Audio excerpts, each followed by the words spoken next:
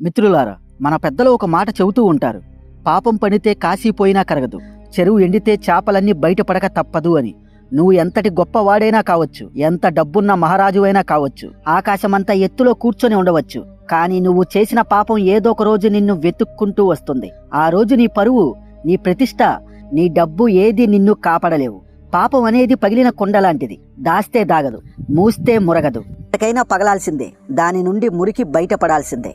పైన పటారం లోన లొటారం అని, అంటే పైకి చూడ్డానికి ఎంత గొప్పగా దైవ సమానులుగా కోటీశ్వరులుగా కనిపించే వారి బతుకులు లోపల చూస్తే కుళ్ళిపోయిన శవంలా కంపు కొడుతూ ఉంటాయి అని అర్థం. ఈరోజు మనం చెప్పుకోబోయే కథ ఈ సామెతకు నిలువెత్తు నిదర్శనం. పొట్ట చూడ్డానికి అందంగా ఉంటుంది, కానీ అందులో ఉండేది కాలనాగు అని. ప్రశాంతమైన సముద్రం మధ్యలో ఒక అందమైన దీవి, చూడ్డానికి అది స్వర్గంలా ఉంటుంది. నీలిరంగు నీళ్లు, బంగారు రంగు ఇసుక, ఆకాశాన్ని తాకే కొబ్బరి చెట్లు, అక్కడికి వెళ్ళడానికి లక్షలు ఖరీదైన విమానాలు, దిగడానికి హెలికాప్టర్లు. కానీ ఆ అందమైన దీవి గోడల వెనుక వినిపించేది సముద్రపు అలల శబ్దం కాదు, ప్లీజ్ నన్ను వదిలేయండి అని అరిచే 11-12 బాలికల ఆర్తనాదాలు. నమస్కారం మిత్రులారా, మనం ఈరోజు ఒక విచిత్రమైన ప్రపంచంలో బ్రతుకుతున్నాం. టీవీల్లో, పేపర్లలో కొంతమందిని చూసి మనం దేవుళ్ళు అనుకుంటాం. అబ్బా, ఎంత గొప్పవాడు, ఎంత సేవ చేస్తున్నాడు, ఎంత తెలివైనవాడు అని వాళ్ళకు చప్పట్లు కొడతాం. కానీ ఆ తెల్లటి బట్టల వెనుక, ఆ నవ్వుల వెనుక ఎంతటి అసహ్యకరమైన చీకటి దాగి ఉందో మీకు తెలిస్తే మీ కాళ్ళ కింద భూమి కదిలిపోతుంది.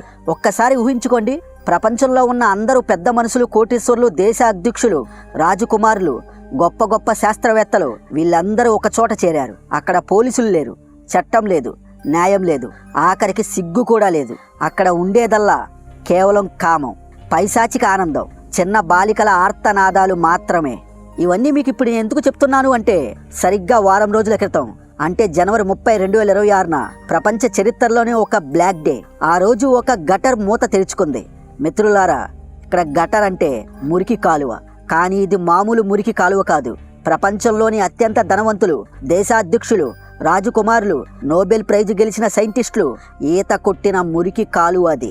సినిమా పేజీ 3లో ఒక డైలాగ్ ఉంటుంది, ఇది ముంబై గటర్, ఇది మూసి ఉంటేనే అందరికీ మంచిది అని. కానీ ఈరోజు మనం మాట్లాడుకోబోయేది మామూలు గటర్ గురించి కాదు, ఇది ప్రపంచాన్ని శాసించే ఆ బడాబాబుల యొక్క అంతర్జాతీయ గటర్. దీని పేరే ఎప్స్టైన్ ఫైల్స్. నిన్న మొన్నటి వరకు ఇవన్నీ పుకార్లు అనుకున్నాం, కానీ తేదీ 30, 2026 నాడు అమెరికా కోర్టు ఒక భారీ చట్టాను బయటపెట్టింది. అది అక్షరాల 35 లక్షల పేజీల డాక్యుమెంట్లు, అందులో 18 లక్షల ఫోటోలు. అవును, మీరు విన్నది నిజమే. అందులో ఒక్కొక్క పేజీ తిప్పుతుంటే ప్రపంచం ఉలిక్కి పడింది, అసహ్యంతో తలదించుకుంది. ఆ పేజీల్లో ఉన్న విషయాలు చదువుతుంటే మనిషి ఇంతలా దిగజారిపోవచ్చా, వీళ్ళ మనం ఆదర్శంగా, ఇన్స్పైరింగ్గా కొలిచిన మనుషులు అని అనిపించక మానదు. ఎందుకంటే ఆ పేజీల్లో సామాన్యుల పేర్లు లేవు. అందులో ఉన్నది ఎవరో తెలుసా? ఎవరి ఫోటోలైతే మనం ఆఫీసుల్లో పెట్టుకొని నేను కూడా ఈయనలాగా బిలినీర్ అవ్వాలి అని మనం కలలు గంటూ వచ్చామో వాళ్ళున్నారు. ఎవరైతే ప్రపంచాన్ని కాపాడుతామని ఉపన్యాసాలు ఇస్తారో ఆ అమెరికా అధ్యక్షులు ఉన్నారు. ఎవరి సైన్సు పాఠాలు చదువుకొని మనం పెరిగామో ఆ నోబెల్ ప్రైజు శాస్త్రవేత్తలు ఉన్నారు. అంతెందుకు, చివరికి మన భారతదేశం పేరు కూడా ఈ బురదలో వినిపించింది. వీళ్ళంతా ఆ దీవికి ఎందుకు వెళ్ళారు? ప్రపంచాన్ని ఉద్ధరించడానికా? కాదు, తమలోని మృగాన్ని నిద్ర లేపడానికి, పసి బాలికల అమాయకత్వాన్ని బలి తీసుకోవడానికి. అక్కడ చట్టం లేదు, న్యాయం లేదు, పోలీసులు లేరు. అక్కడ ఉన్నదల్లా ఒకటే, కామం, క్రూరత్వం మరియు డబ్బు. అందుకే ఈరోజు ఈ వీడియోలో ఆ 35 లక్షల పేజీల్లో ఏముంది, ఒక్కొక్క పేజీని వీలైనంత వరకు తిప్పుతూ తెలుసుకుందాం.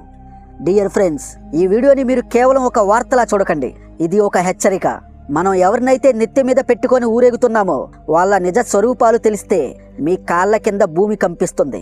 ఈరోజు ఈ వీడియోలో ఒక్కొక్కరి ముసుగును క్లియర్గా తెలుసుకుందాం. బిల్ గేట్స్ చారిటీ వెనుక ఉన్న చీకటి కోణం ఏంటి? అమెరికా ప్రెసిడెంట్లు ఆ లోలితా ఎక్స్ప్రెస్ విమానంలో 26 సార్లు ఎందుకు ప్రయాణించారు? స్టీఫెన్ హాకింగ్ ఆ దీవిలో ఏం చూసి ఆనందించారు? ఎలన్ మాస్క్ ఆ జంతువుల పార్టీ, వైల్డ్ పార్టీస్ పిచ్చేంటి? అసలు ఆ దీవిలో మనుషుల్ని చంపి తినేవారా? ఆ పుకార్లలో నిజమెంత? మన భారతదేశం నుండి ఆ దీవికి వెళ్ళిన ఆ ప్రముఖులు ఎవరు? ఈ వీడియోలో బిల్ గేట్స్ దగ్గర నుండి మన ఇండియా కనెక్షన్స్ వరకు, స్టీఫెన్ హాకింగ్ దగ్గర నుండి రొనాల్డ్ ట్రంప్ వరకు ఎవరు ఏ గలీజు పనిలో దొరికిపోయారో సాక్ష్యాలతో సహా ఒక్క పాయింట్ కూడా మిస్ అవ్వకుండా పిన్ టు పిన్ ఈ వీడియోలో డీకోడ్ చేస్తూ మీకు క్లియర్గా వివరిస్తాను. ఈ వీడియో కాస్త పెద్దది కావచ్చు, కానీ ఈ వీడియో పూర్తయ్యేసరికి మీరు ఈ ప్రపంచాన్ని చూసే కోణమే మారిపోతుంది. మీ ఒళ్ళు గుగుర్బొడుస్తుంది, మీకు కోపం కట్టలు తెచ్చుకుంటుంది. గుండె రాయి చేసుకొని దయచేసి ఈ వీడియోని చివరి వరకు తప్పకుండా చూడండి. ఎందుకంటే ఇది కేవలం ఒక వార్త కాదు, ఇది మన సమాజం, మన వ్యవస్థ ఎంత కుళ్ళిపోయిందో చెప్పే మనకు ఒక పాఠం. ఇక రండి, ఆ ఒక్కొక్క పేజీని క్లియర్గా తిప్పుతూ ఆ చీకటి సామ్రాజ్యంలోకి ప్రయాణిద్దాం.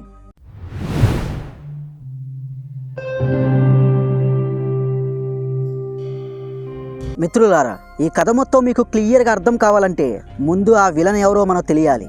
అసలు ఈ కథలోకి మనం వెళ్లే ముందు మనం ఒక వ్యక్తి గురించి మనం ముందుగా తెలుసుకోవాలి. వాడే జెఫ్రీ ఎప్స్టీన్. పైకి చూస్తే ఇతను అమెరికాలో ఒక పెద్ద ఫైనాన్షియర్, అంటే డబ్బుల్ని వడ్డీకి తిప్పేవాడు, స్టాక్ మార్కెట్లో పెట్టేవాడు. ఇతని దగ్గర వేల కోట్ల రూపాయలున్నాయి.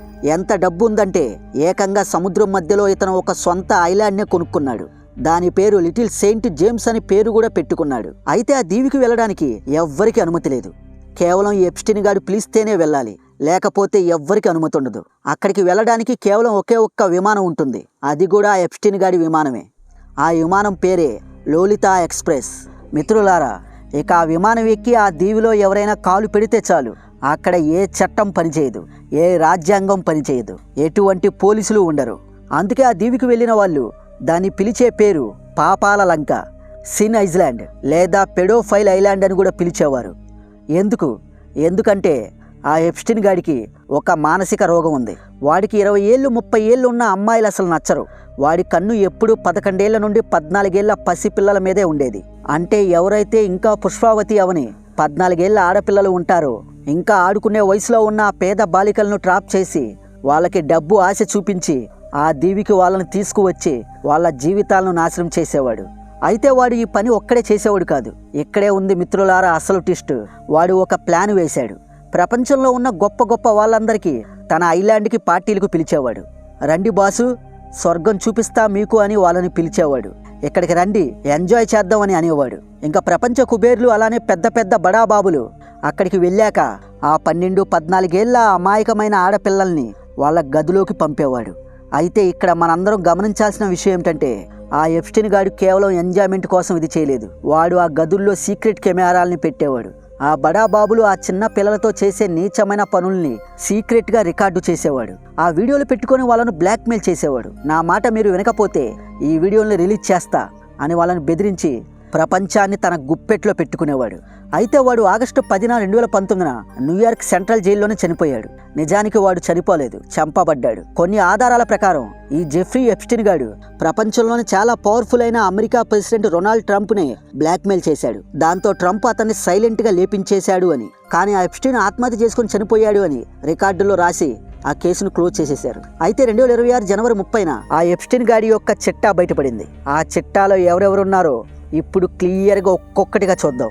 మిత్రులారా, ఇక్కడ నుండి కొంచెం శ్రద్ధ పెట్టి జాగ్రత్తగా వినండి. మొదటి పేరు వింటేనే మీరు షాక్ అవుతారు. మొదటి పేరే బిల్ గేట్స్ది. మైక్రోసాఫ్ట్ అధినేత ఇతను. ప్రపంచ అత్యంత ధనవంతుల జాబితాలో ఎన్నో సంవత్సరాలుగా మొదటి స్థానంలో ఉన్న వ్యక్తి ఇతను. బిల్ గేట్స్ గురించి ఇప్పటి వరకు మనం ఏం విన్నాం? ఆయన తన ఆస్తిని మొత్తం దానం చేస్తున్నాడని, ఆఫ్రికాలో పేద పిల్లలకు వ్యాక్సిన్లు వేయిస్తున్నాడని, ప్రపంచాన్ని రోగాల నుండి కాపాడుతున్నాడు అని మనం విన్నాం కదా. ఆయన్ని ఒక దేవుడిలా చూసాం. కానీ ఆ ఎప్స్టీన్ ఫైల్స్ యొక్క ఈమెయిల్స్ బిల్ గేట్స్ అనే ఆ దేవుడి ముసుగుని చింపేశాయి. అవును, 2026లో బయటపడ్డ ఆ ఫైల్స్లో బిల్ గేట్స్ రాసిన 7 సీక్రెట్ ఈమెయిల్స్ దొరికాయి. ఇవి చదివితే అసలు ఈయనేనా బిల్ గేట్స్ అని మీకు అనిపిస్తుంది. ఈ ఈమెయిల్స్లో ఉన్న సమాచారం ప్రకారం ఆ బిల్ గేట్స్కి ఎప్స్టీన్కి చాలా గాఢమైన స్నేహం ఉంది. ఆరోపణలు ఏమిటంటే బిల్ గేట్స్ ఆ ఐలాండ్లో రష్యన్ అమ్మాయిలతో సంబంధాలు పెట్టుకున్నాడు. మైనర్ రష్యన్ అమ్మాయిలతో సంబంధాలు పెట్టుకున్నాడట. అది ఎంత దూరం వెళ్ళిందంటే ప్రపంచానికి ఆరోగ్యం గురించి క్లాసులు పీకే బిల్ గేట్స్కి ఆ అమ్మాయిల ద్వారా ఒక సెక్సువల్ డిసీజ్, అంటే లైంగిక వ్యాధి కూడా వచ్చిందట.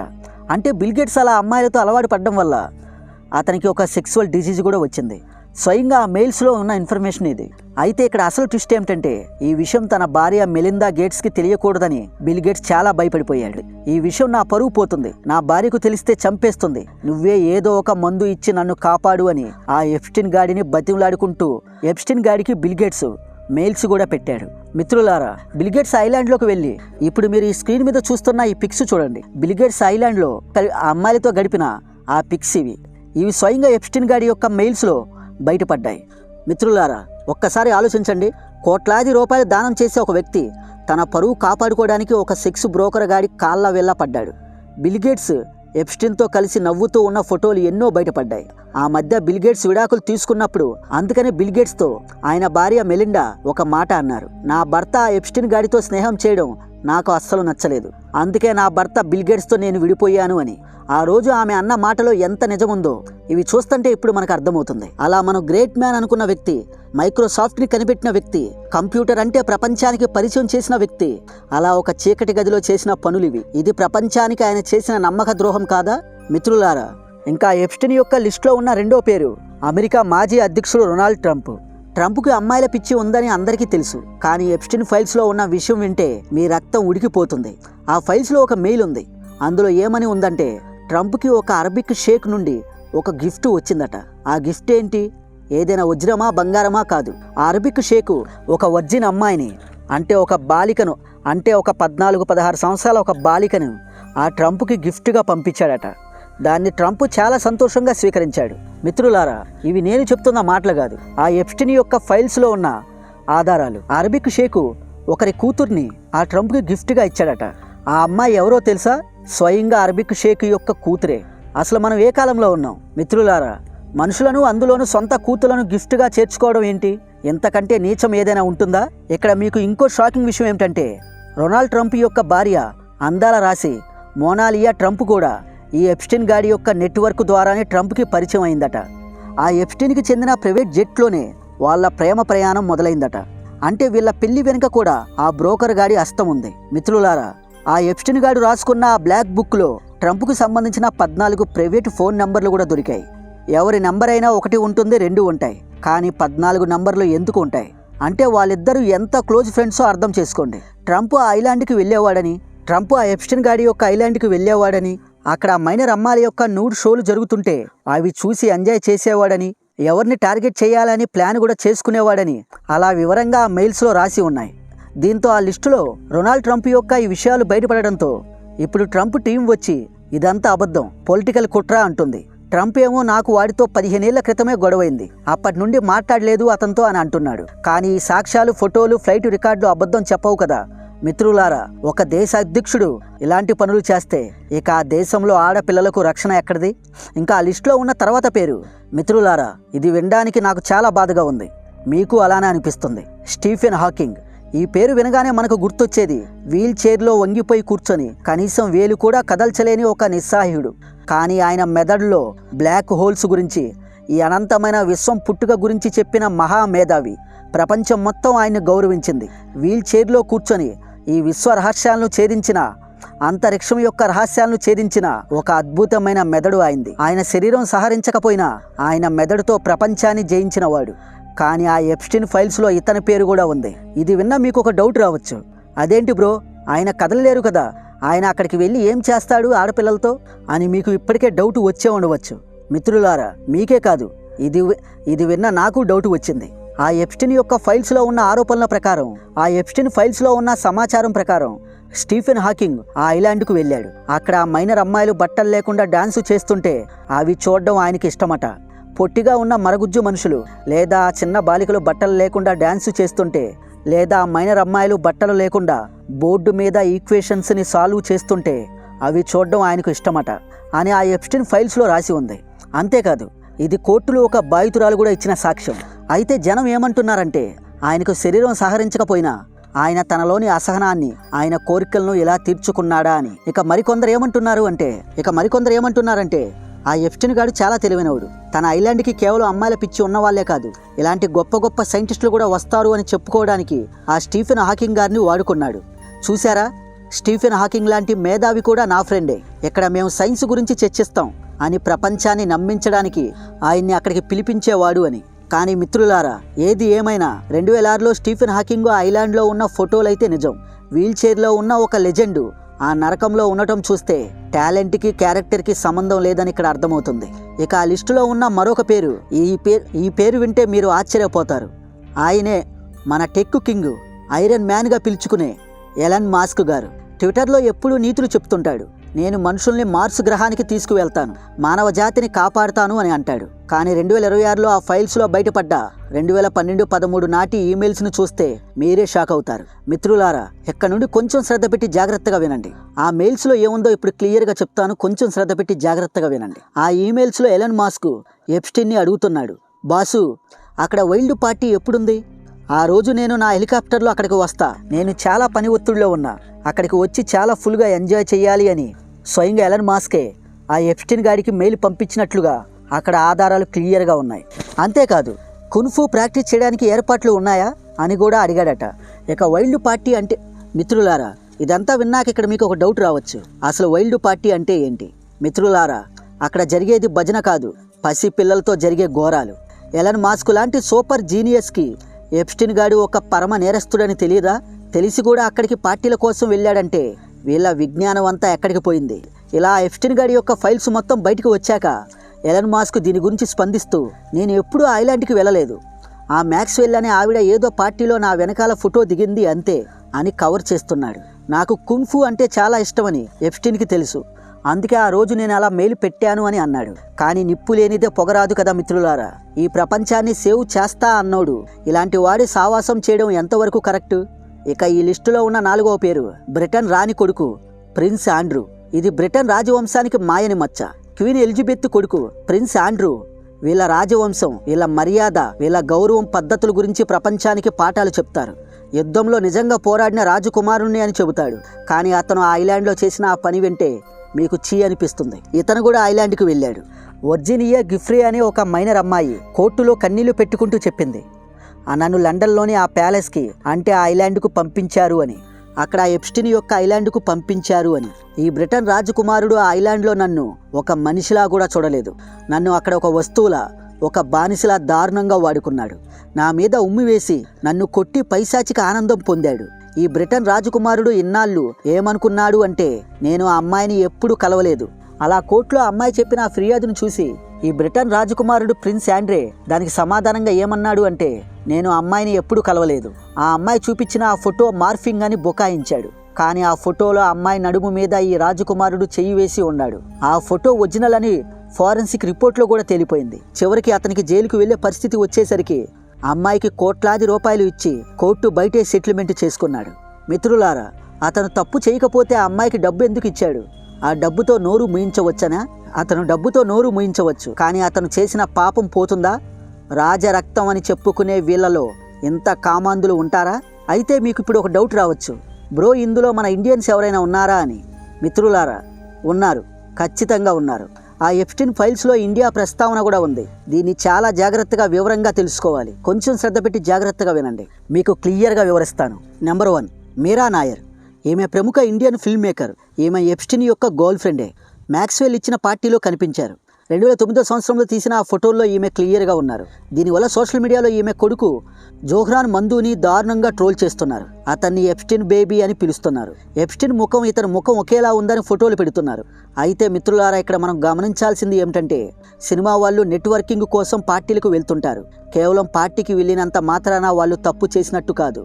కానీ అలాంటి క్రిమినల్ సర్కిల్లో మన వాళ్ళు ఉండటం చాలా విచారకరం. ఇక నెంబర్ 2, నరేంద్ర మోడీ గారు. ఇది వినగానే అందరూ ఒక్కసారిగా ఉలిక్కిపడ్డారు కదా. ఎప్స్టీన్ ఫైల్స్లో మన ప్రధాని మోడీ గారి పేరు కూడా కనిపించింది. అసలు విషయం ఏమిటంటే 2017లో ఎప్స్టీన్ ఒక ఈమెయిల్ రాశాడు. అందులో ఏమని ఉందంటే, నేను మోడీ గారితో మాట్లాడాను, ఆయన అమెరికా ప్రెసిడెంట్ కోసం డ్యాన్సు చేస్తానని, పాటలు పాడతానని ఒప్పుకున్నారు అని. మిత్రులారా, ఇక్కడ మనం ఎడ్యుకేట్ అవ్వాలి, ఏది గుడ్డిగా నమ్మకూడదు. ఎప్స్టీన్ గాడు ఒక పెద్ద మోసగాడు. వాడు తన క్లయింట్స్ దగ్గర డబ్బులు గుంజడానికి తన బిల్డప్ కోసం ఇలాంటి చెత్త రాతలు రాసేవాడు. నాకు ఫలానా ప్రధాని తెలుసు, ఫలానా అధ్యక్షుడు నా జేబులో ఉన్నాడు అని గొప్పలు చెప్పుకునేవాడు. మన విదేశాంగ శాఖ కూడా దీన్ని ఖండించింది. అసలు మోడీ గారు డ్యాన్స్ చేయడం ఏంటి? అదంతా ఆ క్రిమినల్ గాడు తన కస్టమర్లను ఇంప్రెస్ చేయడానికి వాడు కావాలనే రాసుకున్న ఒక అబద్ధం అయి ఉండవచ్చు. ఏదేమైనా ఇంకా డీప్గా ఇన్వెస్టిగేషన్ చేస్తే గానీ అసలు నిజాలు వస్తాయి. కాబట్టి దీన్ని ఇప్పుడే నమ్మాల్సిన అవసరం లేదు. కానీ ఒక అంతర్జాతీయ క్రిమినల్ నోట్లో వాడు రాసిన మెయిల్స్లో మన ప్రధాని పేరు రావడం అనేది నిజంగా ఆశ్చర్యంగా మనం ఆలోచించాల్సిన విషయమే. అయితే మిత్రులారా, ఇప్పుడు మనం అసలు విషయానికి వద్దాం. అసలు ఐలాండ్లో ఏం జరిగేది? ఎందుకు ఇంతమంది పెద్దలు అక్కడికి వెళ్ళేవాళ్ళు? ఎందుకు అంత పెద్ద పెద్ద బడాబాబులు అక్కడికి వెళ్ళేవాళ్ళు? ఐలాండ్ ఒక చక్రబంధం, ఐలాండ్ ఒక ట్రాపు. అక్కడ ప్రతి గోడ వెనుక, ప్రతి బెడ్రూమ్లో హిడెన్ కెమెరాలు సీక్రెట్ కెమెరాస్ ఉండేవి. బాత్రూమ్లలో కూడా మైకులు ఉండేవి.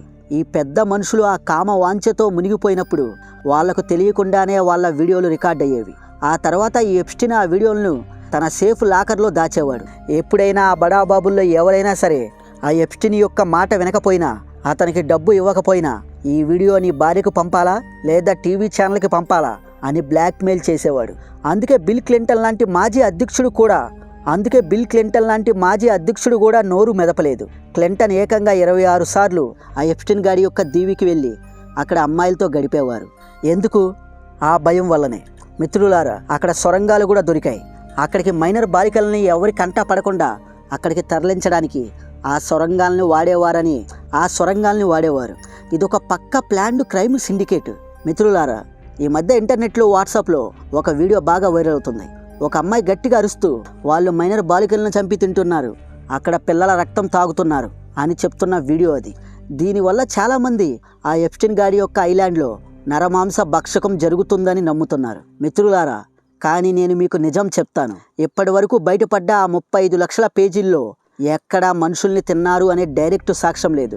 ఆ వైరల్ వీడియో పాతది, ఫేక్ అని తేలింది. కానీ అంతకంటే భయంకరమైన పదాలు ఆ ఫైల్స్లో ఉన్నాయి. ఆ డాక్యుమెంట్లలో కొన్ని కోడ్ వర్డ్స్ ఉన్నాయి. ఆ మర్డర్ చేయడానికి పర్మిషన్ లాంటి పదాలు వాడారు. అంటే అక్కడ మనుషుల్ని తిరగపోయినా అంతకంటే ఘోరంగా అమ్మాయిల ఆత్మలను చంపేశారు. వాళ్ళ జీవితాలను పిండి చేశారు. వాళ్ళను కేవలం మాంసం ముద్దలుగానే చూశారు. అది మనుషుల్ని తినడం కంటే తక్కువేం కాదు కదా. ఇక్కడ ఆడవాళ్ళు కూడా జాగ్రత్తగా వినాలి. ఆడదానికి ఆడదే శత్రువు అంటారు. ఈ సామెత ఇక్కడ 100% నిజమైంది. ఎందుకంటే ఎప్స్టీన్ గాడికి కుడి భుజం ఎవరో తెలుసా? ఒక మగవాడు కాదు, ఒక ఆడది. ఆమె పేరే గిస్లెన్ మ్యాక్స్వెల్. ఎప్స్టీన్ గాడి యొక్క రైట్ హ్యాండ్ అయిన ఈ గిస్లెన్ మ్యాక్స్వెల్ యొక్క ఈమె పని ఏమిటంటే ప్రపంచంలో చాలా కాలేజీలకి, స్కూల్స్కి వెళ్ళడం, అక్కడ పేదరికంలో ఉన్న అమ్మాయిలను, కాలేజీ ఫీజు కట్టుకోలేని అమ్మాయిలను వెతికి పట్టుకోవడం. నీకు జాబ్ ఇప్పిస్తాం, నీకు మోడలింగ్ ఛాన్స్ ఇప్పిస్తాం, నీ చదువుకి లక్షలు ఇస్తామని వాళ్ళకి మాయ మాటలు చెప్పేది. మాకు చెప్తుంది ఒక ఆడ మనిషే కదా అని వాళ్ళు ఆమె మాటలు గుడ్డిగా నమ్మి ఆమె వెంట వెళ్ళేవాళ్ళు. కానీ ఆమె వాళ్ళను తీసుకువెళ్ళి నేరుగా ఆ ఎప్స్టీన్ గాడి యొక్క ఐలాండ్లో పడేసేది. ఒక స్త్రీ అయ్యుండి తోటి స్త్రీలను, అలా పసి పిల్లలను నరకంలోకి నెట్టింది. ప్రస్తుతం ఈమె జైల్లోనే ఉంది. కానీ ఈమె గనక నోరు విప్పితే ఇంకెంతమంది పెద్ద పెద్ద బడాబాబుల యొక్క క్లియర్ డీటెయిల్స్ బయటకు వస్తాయో ఆ దేవుడికే తెలియాలి. కానీ ఈమె నోరు విప్పుతుందా లేదా అనేది మనకి సందేహమే. మిత్రులారా, బిల్ గేట్స్ దగ్గర నుండి బిల్ క్లింటన్ వరకు, బ్రిటన్ రాజకుమారుల నుండి శాస్త్రవేత్తల వరకు ఆ 35 లక్షల పేజీల సాక్ష్యాలు బయటపడ్డాయి. ఈ మొత్తం ఎపిసోడ్లో మనకు అర్థమైంది ఏమిటంటే డబ్బు, అధికారం ఉంటే చట్టాన్ని, న్యాయాన్ని, చివరికి మనిషి ప్రాణాలని కూడా ఎలా అయినా వాడుకోవచ్చు అని ఈ రాక్షసులు నిరూపించారు. మనం రోజు టీవీల్లో చూసే సెలబ్రిటీల ముఖాలు వెనుక ఒక మురికి మనస్తత్వం దాగి ఉంది. వాళ్ళు వేసుకునే ఖరీదైన సూటు బూటు వెనుక, వాళ్ళు మాట్లాడే ఇంగ్లీషు మాటల వెనుక ఒక అనాగరికరమైన మృగం దాగి ఉంది. సామాన్యుడు చిన్న తప్పు చేస్తేనే లాఠీలతో కొట్టే మన వ్యవస్థ ఈ పెద్ద పెద్ద కోటీశ్వర్లు చిన్న చిన్న మైనర్ బాలికల యొక్క జీవితాలని చించేసినా ఎందుకు మౌనంగా ఉంది? మిత్రులారా, ఫైనల్గా నా ఒపీనియన్ ఏమిటంటే, ఇంతమంది పేర్లు బయటకు వచ్చాయి కదా, రేపు పొద్దున వీళ్ళందరినీ అరెస్టు చేస్తారా? వీళ్ళకి శిక్ష పడుతుందా అంటే నిజం చెప్పాలంటే నాకు నమ్మకం లేదు. ఎందుకంటే జైలుకు వెళ్ళేది, ఉరిశిక్షలు పడేది సామాన్యుడికే గాని ఇలాంటి కోటీశ్వర్లకి కాదు. రొనాల్డ్ ట్రంప్ చెప్పినట్లు నాకు అనవసరం, ఐ డోంట్ కేర్ అని దులుపుకుపోతారు. డబ్బు విసిరికొట్టి బయటపడతారు. కానీ ఒక్కటి మాత్రం నిజం, సామాన్యులమైన మనకి కనీసం వాళ్ళ నిజ స్వరూపం తెలిసింది. ఇకనైనా సెలబ్రిటీలను, రాజకీయ నాయకులను, ధనవంతులను గుడ్డిగా ఆరాధించడం ఆపేద్దాం. వాళ్ళకి గుళ్ళు కట్టడం మానేద్దాం. అందులోనూ చాలామంది మనకంటే చెడ్డ మనుషులు. ఈ విషయాన్ని మీ పిల్లలకు చెప్పండి. వాళ్ళను కూడా జాగ్రత్తగా చూసుకోండి. ఎందుకంటే ప్రపంచం ఎంత రంగులమయంగా కనిపిస్తుందో దాని వెనుక అంతటి గాఢాంధకారం కూడా ఉంది. నిజం గెలవాలి, ధర్మం బతకాలి. ఈ వీడియో మీకు కనువిప్పు కలిగింది అనిపిస్తే దయచేసి ఈ వీడియోని ప్రతి ఒక్కరికి తప్పకుండా షేర్ చేయండి. నా ఎక్స్ప్లెనేషన్ మీకు నచ్చితే మన ఛానల్ని సబ్స్క్రైబ్ చేసుకొని పక్కనే ఉన్న బెల్ ఐకాన్ని తప్పకుండా ఆన్లో పెట్టుకోండి. మరో ఇంట్రెస్టింగ్ వీడియోలో మళ్ళీ తప్పకుండా కలుద్దాం. అంతవరకు మన వీడియోస్ని చూస్తూ ఉండండి. జై హింద్, జై భారత్. Thank you.